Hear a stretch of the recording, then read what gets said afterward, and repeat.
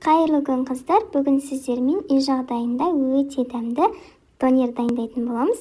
Ол үшін ең алдымен тауығымыздың төс етін алып, ұзыншалап турап аламыз. Қатты ірі немесе қатты майда етіп жібермеңіздер. Орташа етіп ұзыншалап турап алатын боламыз. Тауықты маринадтау үшін арнайы бір дәмдеуіштер қажет емес. Үйіңізде бар дәмдеуіштерді пайдаланып маринадтасаңыздар болады. Мен тауыққа бір тіше сарымсақ, жарты шай қасық тұз, аздап бұрыш және де жарты шай қасық паприка қосып, жақсылап араластырып, бетін пищевая пленкамен жауып, тоңазытқышқа қойып қойдым. Кем дегенде 1 сағатқа қойыңыздар. Неғұрлым көп мариновкада тұрған сайын еттеріңіз де дәмді болады. Енді үккіштің осындай насадкасын пайдаланып, картоптарымызды үккіштен өткізіп алатын боламыз. Мен чипсы сияқты етіп жасағым келді, сондықтан осы насадканы пайдаландым. Ал сіздер картофель пай жасайтын насадканы пайдаланып, картофель пай жасасаңыздар да болады.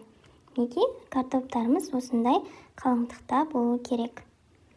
Енді картоптарымызды крахмалы кеткенше, суы тап-таза мөлдір болғанша жақсылап бірнеше мәрте салқын суда жуып алатын боламыз.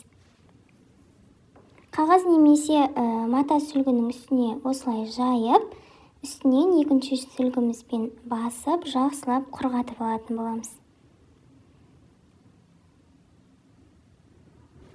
Картоптарымыз толықтай құрғағанша қызанағымызбен қиярымызды турап аламыз. Көкөністерді қандай көлемде турау өз еріктеріңізде. Мен қиярды ортасынан бөліп, барынша жіңішке етіп турауға тырыстым. Ал қызанақты 3-ке бөліп, қиярдың көлемінде етіп, қалыңдығында етіп, оны да жіңішке етіп турауға тырыстым. Сіздер капустаны қоссаңыздар да болады, пияз қосып жасасаңыздар да болады, өздеріңіз қалаған көкөністерді қосып жасасаңыздар болады. Енді қызып тұрған майымызға картоптарымызды салып, екі жағынан қызартып, жақсылап қуырып алатын боламыз.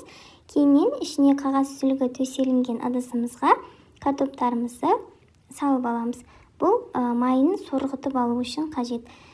Енді қыздар, майдың артық бөлігін алып, кішкене ғана бөлігіне тауығымызды салып қуырамыз.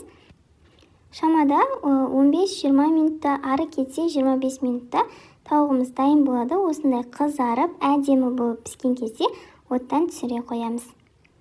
Енді соусын жасаймыз. Мен соус үшін майонез бен кетчупты пайдаландым. Аздап сарымсақ қосып жіберсеңіздер де тіптен керемет болады. Жақсылап араластырып, шетке алып қоямыз. Қыздар, енді лавашымызды жинаймыз. Ең алдымен лавашқа аздап соус жағып, үстінен бірінші картоптарымыз, яғни чипсиларымызды қойып шығамыз. Үстінен қуырып алған етімізді саламыз. Мен етті молынан салдым. Дәл осы рецептпен дайындайтын болсаңыздар, сіздерде 4-5 дана донер шығу керек.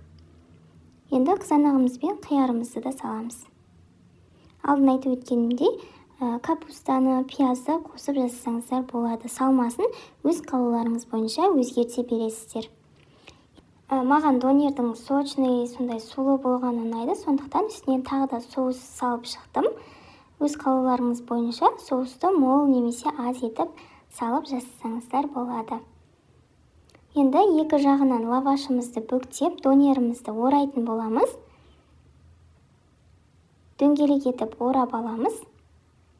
Егерде қыздар сіздерде гриль жоқ болатын болса, дәл мен сияқты құрғақ таза сковородканы газде қыздырып, донердің екі жағынан аударып қызартып алсаңыздар болады. Бұлай да өте дәмді шығады. Енді екінші жағына аударып, 1-2 минуттай ұстап, екінші жағында қызартып алатын боламыз.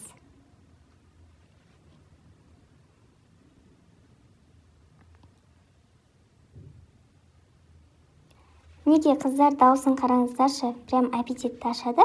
Осымен біздің үй жағдайындағы донеріміз дайын. Міндетті түрде осылай жасап көріңіздер. Сіздерге ұнайды деген ойдамын. Өте дәмді шығады. Жасап көріңіздер, ас болсын.